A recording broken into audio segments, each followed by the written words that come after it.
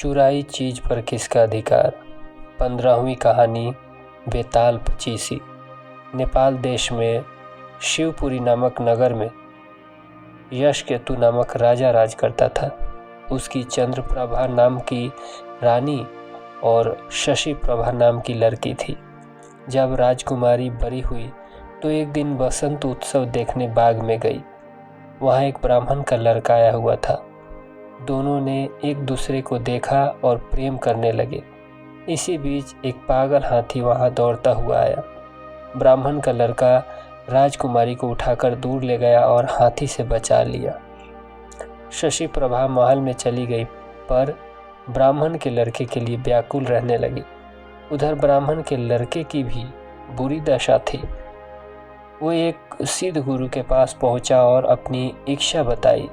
उसने एक योग गुटिका अपने मुंह में रखकर ब्राह्मण का रूप बना लिया और एक गुटिका ब्राह्मण के लड़के के मुंह में रखकर उसे सुंदर लड़की बना दिया। राजा के पास जाकर कहा, मेरा एक ही बेटा है, उसके लिए मैं इस लड़की को लाया था, पर लड़का न जाने कहाँ चला गया। आप इसे यहाँ रख लें, मैं लड़के को ढूंढने जाता हूँ, मिल जाने पर इसे ले जाऊँगा। सिद्ध गुरु चला गया और लड़की के वेश में ब्राह्मण का लड़का राजकुमारी के पास रहने लगा। धीरे धीरे दोनों में बड़ा प्रेम हो गया। एक दिन राजकुमारी ने कहा, मेरा दिल बड़ा दुखी रहता है। एक ब्राह्मण के लड़के ने पागल हाथी से मेरे प्राण बचाए थे। मेरा मन उसी में रमा है। इतना सुनकर उसने गुटिका मुंह से निकाल ली और ब्राह्मण कुमार बन गया। राजकुमारी उसे देखकर बहुत प्रसन्न हुई। तब से वो रात को रोज गुटिका निकालकर लड़का बन जाता, दिन में लड़की बना रहता। दोनों ने चुपचाप विवाह कर लिया। कुछ दिन बाद राजा के साले की कन्या मृगांक दत्ता का विवाह दीवान के बेटे के साथ होना तय हुआ। राजकुमारी कन्या रूपधर ब्राह्मण कुमार के साथ वहां गई।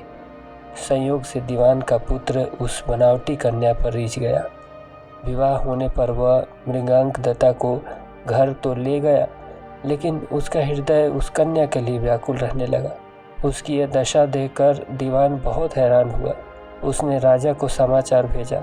राजा आया। उसके सामने सवाल था कि धरोहर के रूप में रखी हुई कन्या को वो कैसे दे दे।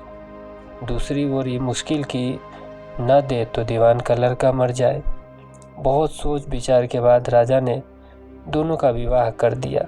बनावटी कन्या ने ये शर्त रखी कि चूँकि वो दूसरे के लिए लाई गई थी, इसलिए उसका यह पति 6 महीनों तक यात्रा करेगा, तब वो उससे बात करेगी। दीवान के लड़के ने यह शर्त मान ली। विवाह के बाद वो उसे मृगांक दत्ता के पास छोड़ तीर्थ यात्रा पर चला गया। उसके जाने पर दोनों आनंद से रहने लगे। ब्राह्मण कुमार रात में आदमी बन जाता और दिन में कन्या बना रहता। जब 6 महीना बीतने को आए तो वह एक दिन मृगांक दत्ता को लेकर भाग गया। उधर सिद्ध गुरु एक दिन अपने मित्र शशि को युवा पुत्र बनाकर राजा के पास लाया और उस कन्या को मांगा। शाप के डर के मारे राजा ने कहा, वो कन्या तो जाने कहाँ चली गई, अब मेरी कन्या से इसका विवाह कर दें।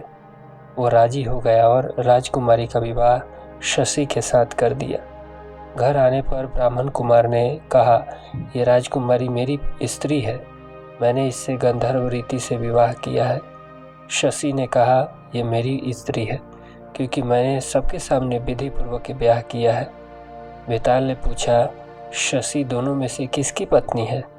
राजा ने कहा, मेरी राय में वह शशि की पत्नी है, क्योंकि राजा ने सबके सामने विधि पूर्वक विवाह किया था।